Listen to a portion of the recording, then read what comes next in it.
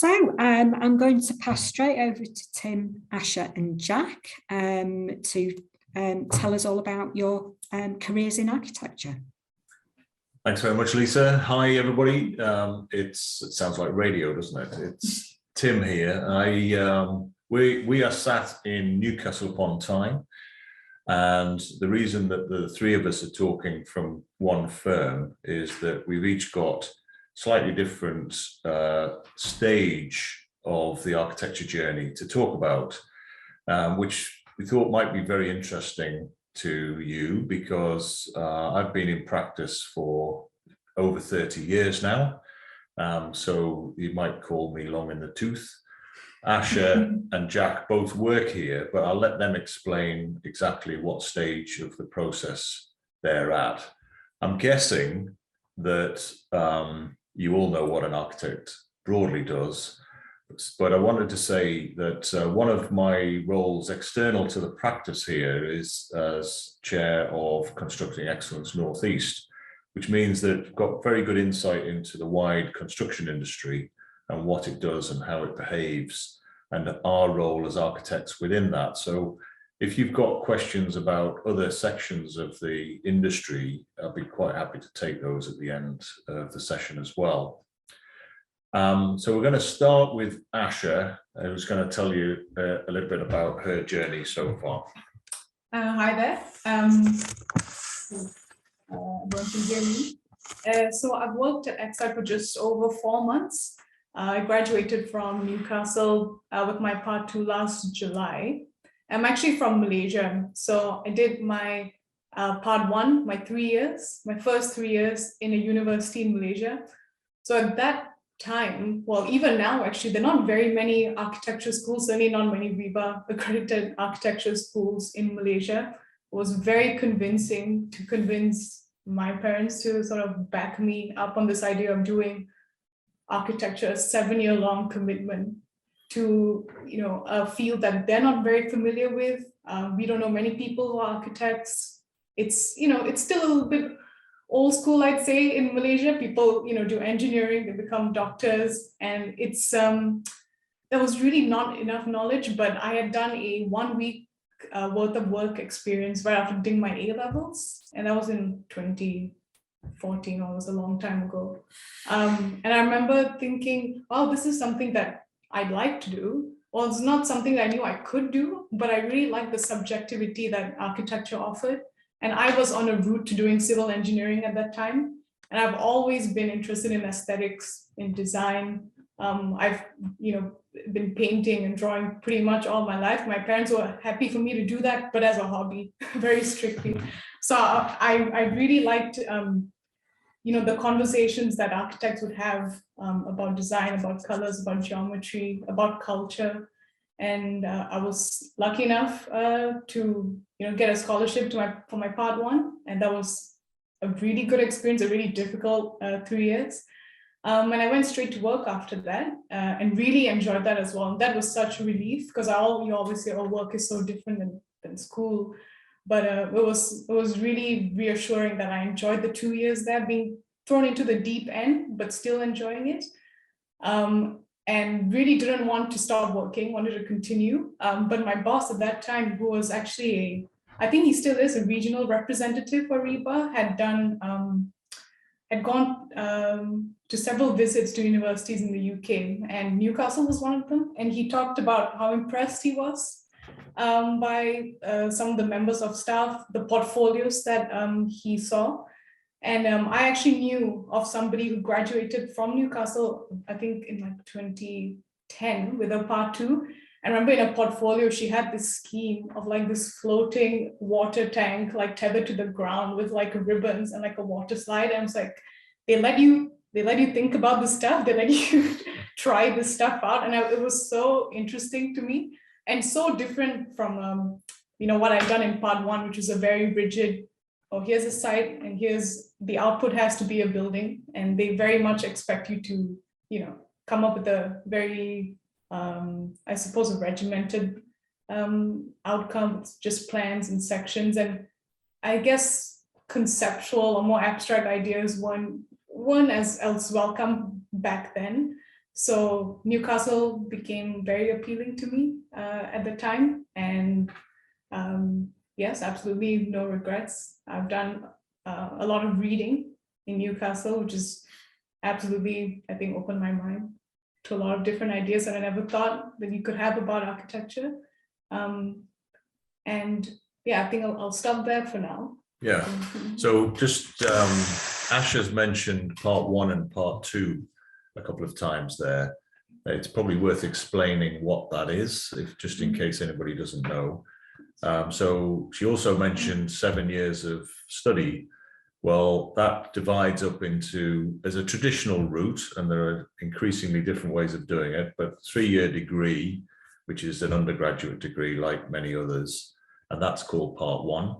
You then traditionally work on a year out and go back for a second degree, which is what the thing that Asha's just finished, a master's at Newcastle. That's called part 2. And then part 3 is after a further year of, or minimum year of working in practice, you take your professional qualification exam called part 3 before you can call yourself an architect, which is a very nice opening to Jack, who will explain where he is on that journey. So I'm a part 1 architectural assistant, which is when you've done the 3-year undergraduate degree, you do time in practice. I'd say in the undergrad degree, I went to Sheffield Hallam, it's kind of teaching you how to design, but the application of design is obviously conceptual because you don't have clients, you don't have the same constraints in terms of budget, in terms of working with other consultants such as structural engineers, M&E, electrical. But when I went to Sheffield, or before I went to Sheffield, and I'd done my A-levels, I think I did economics, biology, and art graphics, so quite a mix. But in art graphics, that was the one where I kind of excelled and kind of found a love for architecture, and I always loved going to new cities and kind of exploring. So I think that was kind of there. And then when I went to Sheffield, there was quite a technical emphasis. So I developed like that side of architecture and the design side. And then I applied for jobs, came to Xsite. I've been here for 2 years and it's been a really great journey. I think over time you get to appreciate architecture more and you get to fall in love with it a bit more because you explore more avenues and understand more what it is, and you get to work with great professionals and other great designers, continuing to learn, but you get to also apply the design stuff which you learned at uni on real projects. So that's what you guys would do, I guess, after you've done the 3 years at Newcastle. And then I'll be going on to what Asha's just done at Newcastle, a master's degree, which is 2 years. I think the reason I picked Newcastle was just it's a great reputation. I know a lot of people who've gone there, their portfolios are amazing. The city is amazing in general, and I'm from the Northeast, so it's nice to come back and kind of contribute and build stuff in an area which I know and where I can see its positive effects, because that's what architecture's kind of all about. Newcastle also have a great kind of freedom in the course where they let you explore different avenues and they're never really inhibiting you in terms of what you can and can't do. It's more about just letting people kind of be creative and think freely. So that's my sort of journey. Thanks, Jack. Okay, I'll tell you a little bit about mine, and then we thought we'd have a bit of a conversation until our time slot is up, and then we'll open the floor for questions. I can see that there's a little reminder in the chat for you to ask questions as you go along if you wish, so please do. We're all very used to this format now, I think. So while I said at the outset that, you know, I've been in practice for 30 years now, and that seems like a long time. It's actually flown by. And the other bit about the flying by is the 7 years of architecture study that we've just described and that Asha and Jack are on at the moment also flies by. The reason for that, I think, is that architecture is about as engaging as a subject can be. It's all around you. you go to sleep in it at night, you go to work in it during the day, you go and have a pint or a soft drink if you're not 18 yet, if of an evening, or you and essentially all the culture that you'll ever be, whether it's theatre or cinema, it's all in architecture. One of the most important parts of that, though, is the interface with the street, because architecture really is about placemaking externally and housing activity internally. And a lot of that over the history of humanity has been about what it is to create shelter, create security, create warmth, and so on. And that follows a trajectory around technologies and materials, understanding that stone is solid and how to work it and how to make it into a wall, and that it has thermal mass, which means it holds on to heat and lets it out in the cool of the evening, and so on. That sort of knowledge passed through many decades and many centuries is still with us. But in the meantime, we've discovered steel and aluminium and glass and how to make glass bulletproof and so on. So technology drives architectural style, but the fundamental part of it is exactly the same as it pretty much always has been. It's about the theatre of the street and how you create an atmosphere which means home in a house, or an atmosphere which means excitement in a theatre, or an atmosphere which means that you're in trouble in a prison. And I use that example to say that really architects need to develop during their education often, but also in early days in practice, they need to develop an attitude to what they do. It's not good enough, in my view, to say that you can design anything. I actually think that architecture, to some degree, is also a political act, and that you strive to make better housing, you strive to make better places, and you put all your energy into stuff on your doorstep. And that's what at Xsite, that's generally speaking what we do. We work within a 2-hour range of our office, which means that we make a very big difference to the region, but also actually as close as about 100 meters away. We've got our nearest project, and within half a mile, we've got about 10 projects that we're working on in the last 2 years, all of which are making a little bit of a difference across different parts of building types. I decided I want to be an architect when I was 14. I grew up in the Northeast, and Newcastle at the time seemed like a long way from where I was living. At the time, no mobile phone, nobody in the family drove a car. So actually it was a long way. And it was the equivalent these days of going to the far end of the country.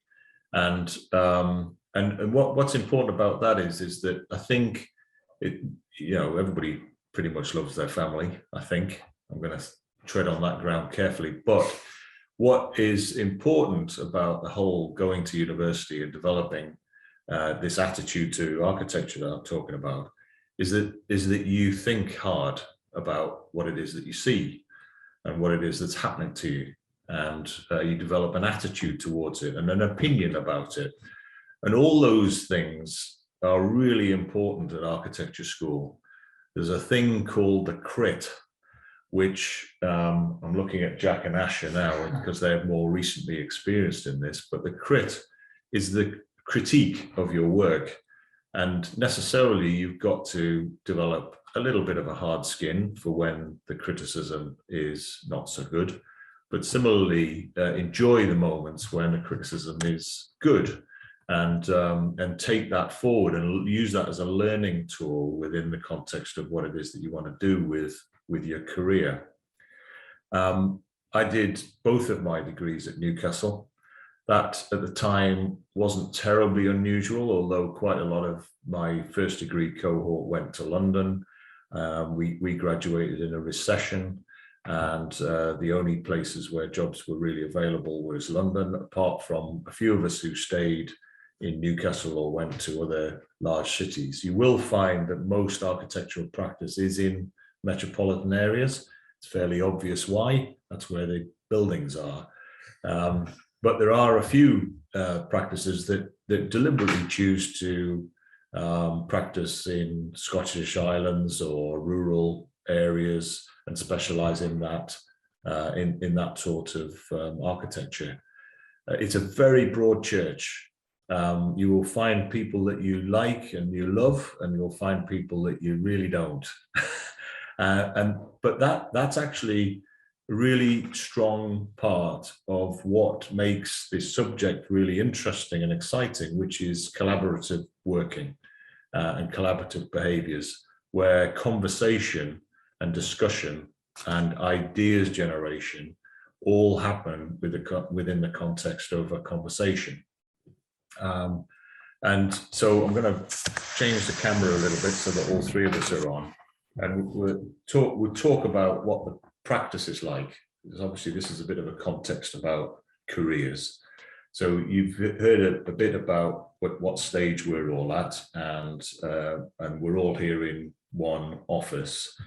Now, I am, by dint of years, the more experienced of us, but what I would like to throw out to Jack and Asha, and we haven't rehearsed this, so this could be bad news for me, but is that the ambition at Xsite is very much to be collaborative in the process of design, because all views are good views in working out what the best answer for a question is.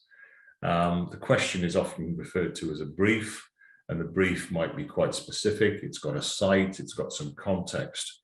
But the idea of asking the oldest person in the office for their experience is only really going to generate their attitude of what they've done before.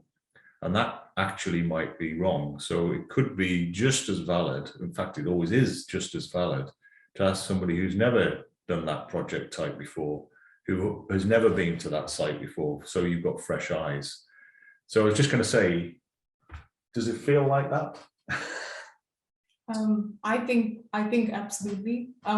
Opening up your project to critique of just anybody is always useful, outside the field almost especially, because they come at it with actually quite critical eyes, and they're likely going to be people who, I don't know, pass by, that part of town more often, or a lot more opinionated about, parking. This is something as simple as that, and it makes you really interrogate your design a bit more.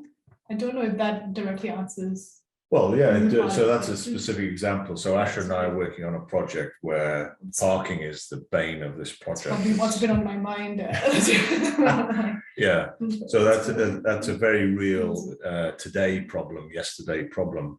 But I think the other thing I would say is that while I just mentioned different ages of experience, it's also true that there are cultural things which you will bring to the practice. So as well as learning here about what UK architecture is, and how to make buildings warm, because that's the general nature of things, what Asha can bring to the office is the way materials are used to keep buildings cool, or allow breeze and air through them to help sustain a comfortable way of living.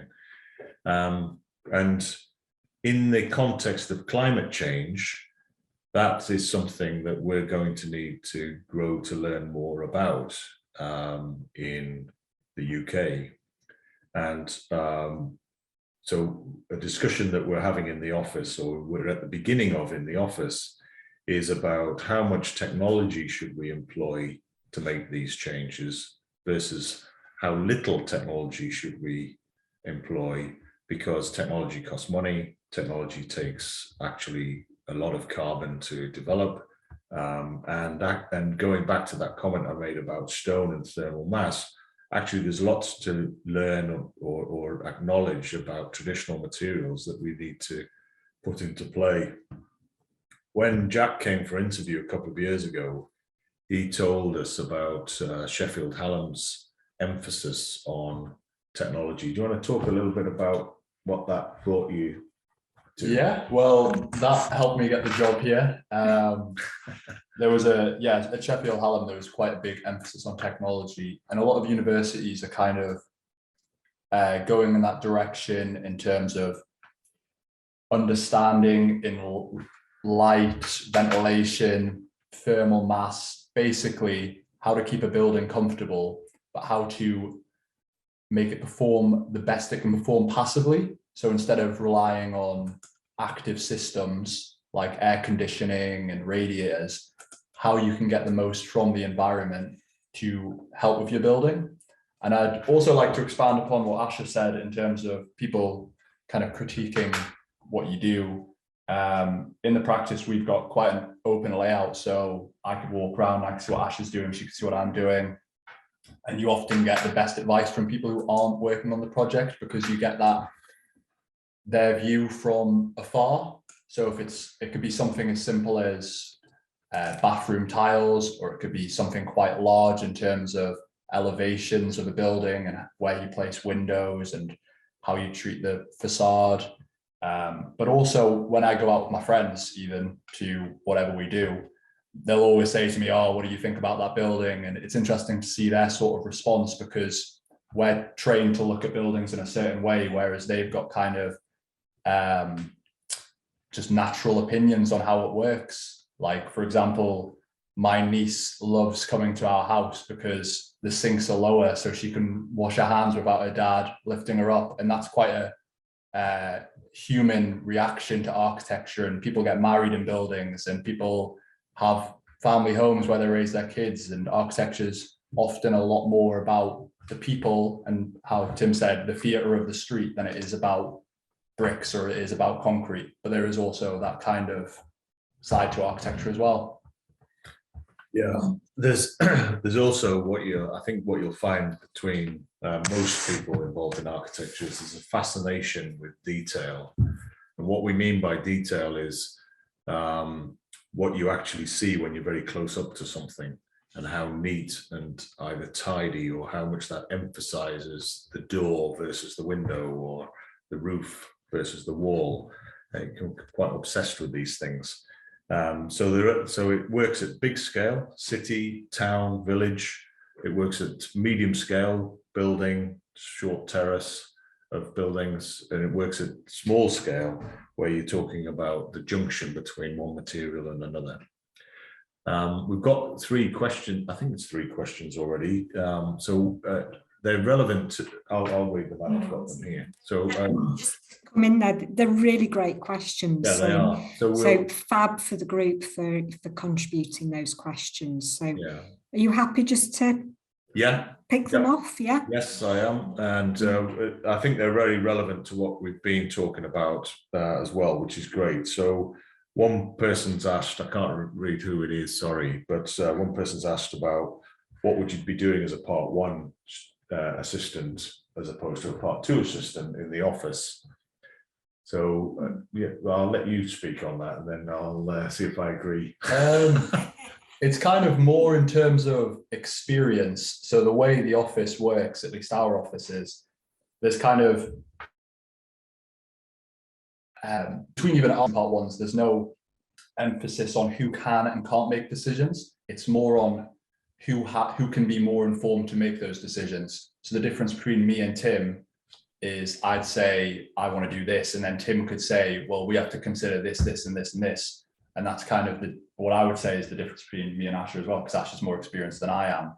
So we both make decisions, but it's just how much your experience affects how you approach the problem and come up with a solution.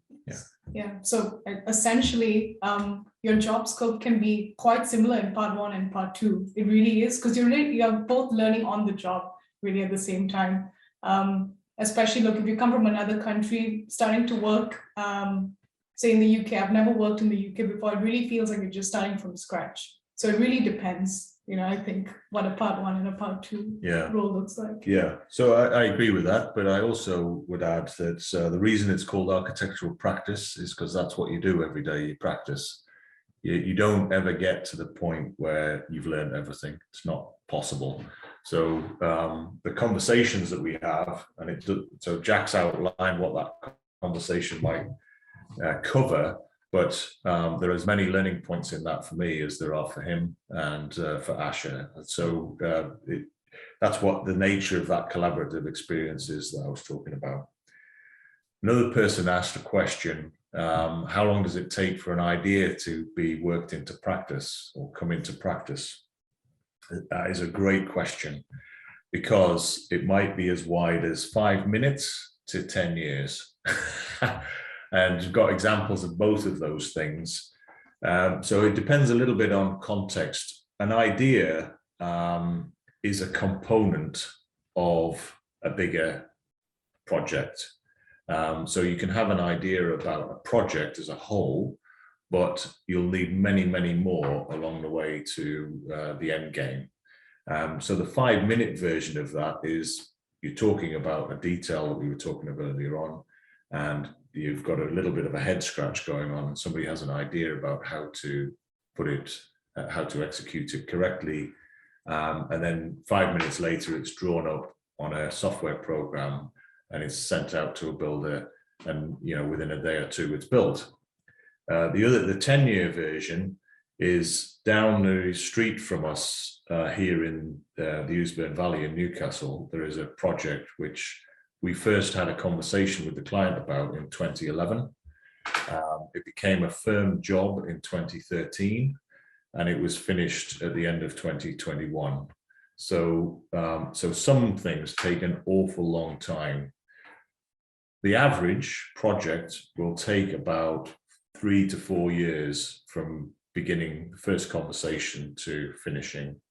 That's relevant to our business because we deal with projects that have a scale of, say, £100,000 up to about £15 million.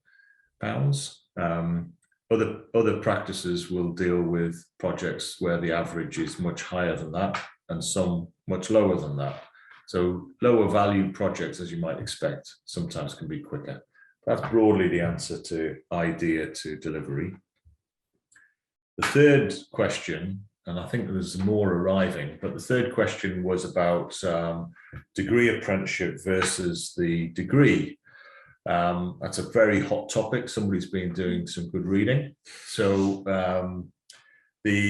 I've watched over the last 10 years, really, the conversation about routes into architecture being necessary to widen, develop into the degree apprenticeship route, and then obviously universities offering that route. And if you've read about it, or if you haven't read about it, just to explain that there are essentially two components to the degree apprenticeship route. The first one broadly covers part 1, and the second one covers part 2 and 3. So you would need to do both to qualify. The first one is very similar to the degree that you would do at university. And my counsel on that would be that if you go into that job early on, there's two things you'll struggle with. One is, as a very young person with virtually no experience in architecture, you'll need a practice who will acknowledge that and want to take you on as an apprentice. That's quite a tough gig for a practice to want to take on. Probably only the larger ones who would offer that.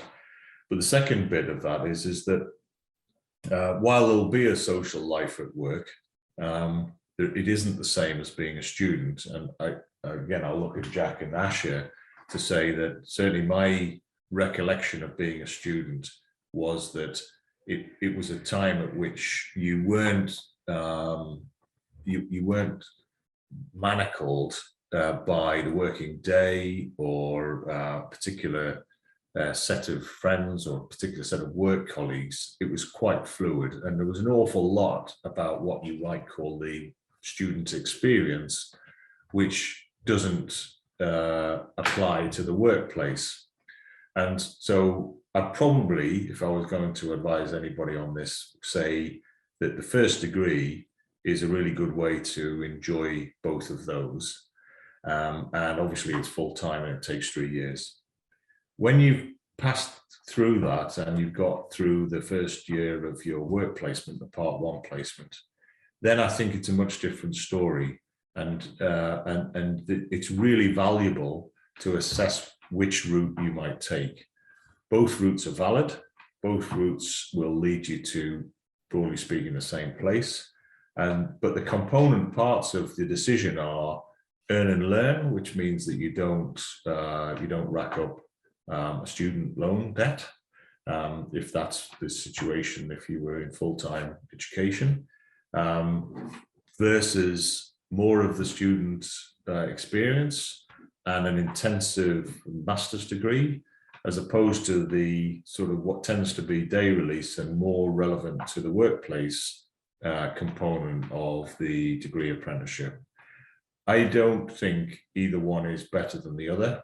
I think it's a personal choice for a personal set of circumstances. We have somebody here in the office who is doing the degree apprenticeship. They're actually at the very final couple of months, so they're about to go through the end. I was going to say the end game. It's actually called the end assessment, endpoint assessment, and they've had an excellent experience having 4 years of working practice. So they already feel in the groove of practice. Asha is at the sort of beginning of the year equivalent to the last year of that apprenticeship route, and and so you start work and you have a slightly steeper learning curve to make, but you end up in the same place. So hopefully that's helpful. While I'm squinting at the screen, I'll see if I can read the other questions. Which jobs do you work closely alongside? For example, do architects work alongside planners? Who would like to answer that question? Yes. Yes. You work alongside lots of consultants. It just depends on the scope of the scheme. You'll always work with planners in some way or another. But basically, the bigger the scheme gets, the more people you'll work with. So if you're working on a high-rise building, there's going to be like hundreds of engineers, there's going to be planners, there's going to be public consultations, because the scope of the project's so large. Yeah, that's right. And a smaller project, it can almost just be you and a contractor sometimes, in my experience. Yeah, it really depends on the size of the project, but yeah, you definitely work with planners. Yeah. You definitely work with planners. Yeah, the planners kind of are there to ensure the fabric of the city retains historical character, and they're kind of looking out for just regular people as a stakeholder. So the planners are there to protect them and to protect the fabric of the city, essentially. Yeah, I'll add to that, because the next 2 questions are about planning as well. So there's obviously somebody or some people on the call who are interested in planning. You might have come across people when you're talking about them about what the construction industry looks like. You might have come across people who talk about, these sort of little silos, and all architects don't like planners, or all planners think architects are arrogant and fancy free, or engineers think they're willful, and quantity surveyors think that they don't understand money. All those things aren't true. Like all stereotypes, they're rooted somewhere in a sense of what identity there has been around the role. But the best architects, the best planners, the best quantity surveyors, the best engineers all understand about the other roles, because that's the best way you get a good project to work. When it's specific about planning, I have the utmost respect for planners. I think they do an extraordinary job and a difficult job. The fact that you have to argue with them sometimes, it means that they're doing their job well. And architects who complain about planners really aren't thinking about their own role. They're just assuming that what they think is best. And because planning and architecture, the interface is around planning permission, often. Of course, that is a place of tension. You know, somebody's asking for permission to do something, and it takes quite a long time to get it. It takes quite a lot of money to get to the point where you can submit for planning permission, never mind get the planning permission itself. So of course there's points of tension in there, but actually the result of a good planning application or a good planning conversation is always better than ones that have been driven out of conflict. So I have a huge amount of time for planning and what planners do. It's the same with engineering. You know, if you've got a boring engineer who just wants to do the same thing they did last time, then they're not going to be exciting to work with. They're not going to drive out the best answers and so on. So it's very important that when you get to the point where you can make choices about who you work with, that you work with people you like and people who are good at what they do and people who are going to make you excited, and so that you can make them excited about what they do. Right, what was the next? Oh yeah, what's the best that planners can do to work with architects? Well, I think I probably just answered that really. I think planners have to also listen and also contextualize. But it's very true that context is the richest conversation when it comes to the design team generally and how they interface. And that was a question asked about you know, what's the cultural context, or what's the context in which design and architecture is wrought, and how much does it have an impact on that? I mean, Asha, do you want to talk about Malaysia and how, you know, sort of architectural norms there impact on Yeah. outputs? Yeah, absolutely. I think over there, I think they were a very tricky point, especially in urban KL, because there's definitely a lack of, everything's done in a very ad hoc way. Planning is quite haphazard. And I think this is a perfect example of a city to show what happens when, you know, planners aren't taken seriously or don't even exist. So it has been really nice to see there's quite a bit of rigor around planning and public realm discussions around that here. Yeah, I think that's all I have to say really. And, you know, I've also had very limited experience working with planners. I've worked on much smaller projects where, you know, planning was not really as essential.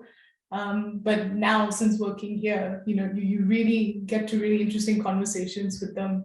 And it's, you know, it's all collaborative and everyone wants the best output possible for, you know, again, to animate the theater of the street that people are talking about. So it's never really contention. I mean, everyone's, it's nice to see that everyone's intentions, I think, are quite good. And that's been, I think, the most important thing. Yeah. Yeah. Yeah. Great. I mean, it goes without saying that culture is often born out across the globe out of things like climate and temperature and local materials and things like that. But we'll move on because there's a question here, Jack, about your interview. We mentioned your interview. Yeah. What people are asking is, you know, how do you approach an interview? What skills do you think that you need to be offering to make yourself attractive at interview? And then they've asked about how did you prepare as well. So do you want to go first? Yeah, so I guess look the part, look for the job you want, I suppose. You know, dress smartly, come in with a good attitude. I suppose for the next couple of years, just come in with an attitude to learn, coming through it with a positive attitude, because that's important. There's always going to be someone in the practice who knows a lot more than you do. And if there's not, then you've probably been practicing architecture for a long time. But in terms of skills, new technologies are what a lot of architects are looking for. I mean, if you look at technology within the last 20 years, in terms of mobile phones, in terms of software in general, the growth's exponential. So, for example, me and Tim probably have different kind of technological differences, but everyone's got different skills, and the whole point of practice is that you can come together and use your skills to create the best outcome. So in terms of an interview, I would just go in, be positive, believe in yourself, believe in the skills you've developed, and yeah, hopefully it goes well. Well, it Hopefully did. is. Is it? Yeah. Well, it did, yeah, it Yeah. did for me too, somehow, magically. So how Yeah. did you, Yeah, the specific absolutely. question is, how did you prepare? How did I prepare? Well, a portfolio's the key, when it comes to an interview. So I know when you're going into a part one job, you're going to have a collection of or sample of bits of your work during your first 3 years of uni. That's what you choose to do. So I have a tendency when making portfolios to just make them long and very rambly. The idea, I think in general, it's nice to select your images or your artwork or whatever it is in a very thoughtful way, and make sure whatever you bring to that table during the interview, you're able to talk about and you're passionate about. That's my experience so far, even in Malaysia, which has been nice, is that people are just more interested to hear about your opinions on things, less about your grade. I've been surprised that no one really, Yeah. looks into your grade, which is good. Overall, I think, definitely dress the part, be on time, like you would interview in any job. Honestly, I think. Yeah. Sorry, I was just going to say, I think the portfolio thing is extremely important, and it is about having a story. And because it's a creative subject, everyone will have something different. So you just need to know the story of your work. Everyone's going to be completely different. Someone could be good at painting, someone could be good at drawing, someone could be good at Photoshop. So. Yeah, and so from my side of things, as the employer interviewing people, what Asha mentioned, I never ask people what their degree is. Often I know already, but so I don't need to ask. But that is not the point at which I would decide how to take somebody on board anyway. What I want is somebody who's hungry for learning. They've got a really keen attitude and eye to the subject matter. They talk well about what they've done so far, and they demonstrate that they've got a clear idea about what it is that they'd be doing when they're in the practice. It doesn't matter whether that's actually right. What it matters is that how, that developing attitude that I was talking about earlier on. So I want people who've developed an attitude and are developing it, but also willing to develop it further, and never ever looking for the complete article, because if they think they are, then they're wrong, and they'll become an arrogant part of the team rather than a useful and growing part of the team. So hopefully that's a good broad answer on interviews. How many people are involved in designing, creating? I'm conscious that we're going to run a bit short of time. We're okay at the moment, but the answer is broadly similar to the scale of the project answer. So smaller projects, you might have a handful, 3, 4, 5 people involved.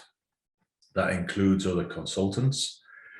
But once you're on site, many more, of course. Let's not forget that people have to build these projects, and other people are inspecting them for quality and regulatory standards and things. So most projects have upwards of 20 people involved as a minimum. Larger projects, you could end up with five people in our office involved in a project.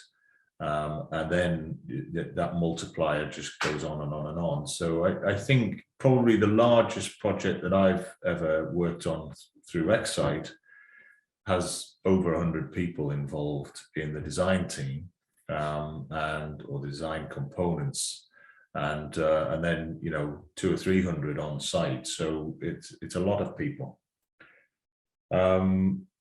Next question is aimed at me, really, which is about did you have any challenges finding clients when you set the firm up? Yes is the short answer, and no is the other answer.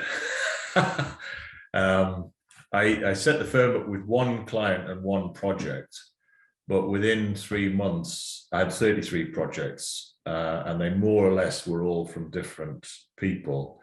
And what I learned in that short period really was that when people can see a specific attitude or thing that you're going to bring to the project, they're gonna want to work with you.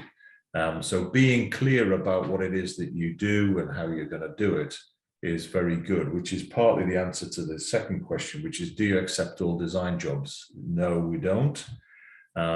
There are 2 or 3 that we wouldn't accept from maybe a moral or ethical point of view. I think it's very important to have strong moral and ethical points of view. So it won't work for any dictators. I don't want to design a prison. And at the outset of practice, I wasn't interested in the nuclear industry either. I'm probably a bit more ambivalent about that now, but that's for out of interest rather than anybody's going to ask me to do it. So it's a mute question because don't think we're ever going to be asked about that. We are very clear about what we do want to do, which is residential work so that people have good homes, commercial, what we call commercial work, which is offices, workplace, high street retail, hotel and leisure, bars and restaurants, because all of those environments are important and can make a difference to people. And the third bit is what I call civic, which is public realm, libraries, art galleries, and projects like that, where you're going to, again, interface with the public on quite a broad spectrum. Are there any particular projects which you're proud of? Come to Jack first. Yeah, I think every project you're proud of. So I don't know. I remember my first project was panels for Lower Steenberg's yard. Yeah. And obviously every time I walk by that building, I look at the panels and I think I did that. So I don't know. It's a bit of a pat on the back from yourself in a way. But every project you work on, you should be proud of, hopefully. Yeah, that's what I'd say.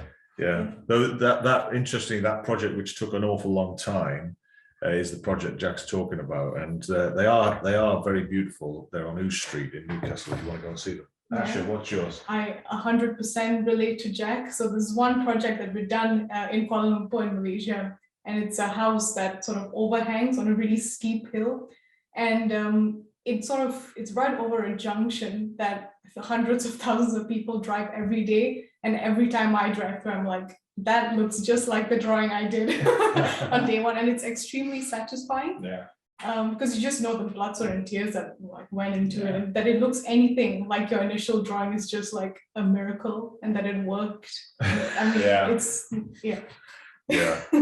Yeah. Well, they're really good answers. I'm tempted to answer that I'm most proud of the one I'm working on, because it's the opportunity to do something good again, and you sort of reigniting the passion about the thing. But of course, there are projects which are highlights, and there are a few that are only a stone's throw from here that I really like, and they are also, some of them are small, some of them are large, some of them don't exist anymore. Actually, they were temporary in nature and they've already gone. So I hope that answers that question. And yeah, here we go. What was the project you learned the most from? Can I go last? Did you got one? So yeah, ironically, so it's one that's not finished. We're actually doing now at office, but I think partly because it's in Newcastle. I have a lot to learn about regulations in the UK or within Newcastle City Council context, and because it's such a big project, I am learning a lot about this one project that we're working on, which is based in the city centre, in Newcastle city centre. So there's been a lot of discussion, not just aesthetic discussions and playing off of sort of historical references, but also just what would the site be used for? How efficient can we make parking and things like that? So I think the Cathedral Square project has been one that's been the most recent one, the one I'm working on right now, has been the most rich, I think. Yeah. So far. Yeah, it's a good project, isn't it? Yeah. I'm gonna punt for one that was, it's about 18 years ago, when I found myself at about 7:30 in the morning, setting out on the ground where people were going to dig foundations for a small house extension down in County Durham. And that is not a job for an architect at all. But somehow, because the digger was turning up that day and nobody else had done it, I was setting out this project thinking all the while, this had better be right. Otherwise, suddenly you're next on the line a little bit. And it was a really good lesson in, you know, when you're in the office, putting a pen on a paper or turning that into a CAD drawing, or even sending out a PDF drawing which demonstrates exactly what it is that you want to do. All of that is an important part of the process, but none of it is quite as important as when you're breaking something, breaking ground, knocking a building down, you know, whatever it is, that has to be right. And so it was a very early lesson in two things. One was understanding what the role really was and where its limits were. But the second one was just how much of a tension there is about doing something that, if it was wrong, will take an awful lot to get right. Fortunately, it was right, but I can tell you, I've never set out another building since. It's definitely not what I'll be doing. So I think we've run out of questions. Oh no, we haven't. No, there's some more questions. What things have you learned on how to reduce the time in a project to be more efficient with time? Oh, crikey. I'll take about 6 hours to do so. Well, very quickly, I think the answer to that is it's extraordinarily difficult, because there's always an answer that you're going to be most comfortable with, and it's always the next thing that you do. So you've got to end up deciding, well, actually, this is good enough, and we'll move forward with this. Sometimes it isn't as perfect, and you have to revisit it. So being efficient with time becomes something that you have to learn how to respond to the circumstance with. Yeah. Okay, thank you. So my final question is actually, do you each have one piece of advice that you can share with our partners this afternoon? I always say this when we have work experience people in. So Tim was saying about crits, where everyone critiques your work. And I remember my first crit, I did this watercolor for like a drawing, and I've never worked with watercolors before, and it was awful. I've still got the image somewhere, and it's just interesting to see how your work develops from first year in university to what you produce now. So sometimes I'll just look back at that picture, which is on Google Drive somewhere, and you just see that at the time it feels like the end of the world, and it feels like you're not good enough to do it. But then you just develop over time, and you just have to like develop a hard skin, and you just have to always be wanting to push yourself further. So yeah, yeah, absolutely. Yeah, I think it's quite important to, first of all, like, you need to have, I think, a fairly strong opinion about your own designs, and you should be able to back them up quite well, be convincing about them, believe in them, but also don't be too precious about them. You know, always know that it's open for critique. Someone's going to pick up your model and tear it apart. And it's, you know, I mean, it sounds a bit odd to say, but it's all really in good faith. Everyone just wants the best project possible. So just be open to anything that comes your way. Yeah, mine would be curious, be observant, be yourself, don't try to be anybody else. Brilliant. Thank you very, very much. Fabulous advice for everybody here on the call. So thank you very, very much indeed. And I think it's just been a fascinating explanation of your backgrounds, your careers. I mean, we've had some fabulous questions here, but I just want to say thank you very much to Tim and Jack and Asha for coming along and being so open about careers as an architect. So that's the end of our session. I hope you've learned something and it's sparked your interest to follow along in this profession. So thank you for coming along this afternoon.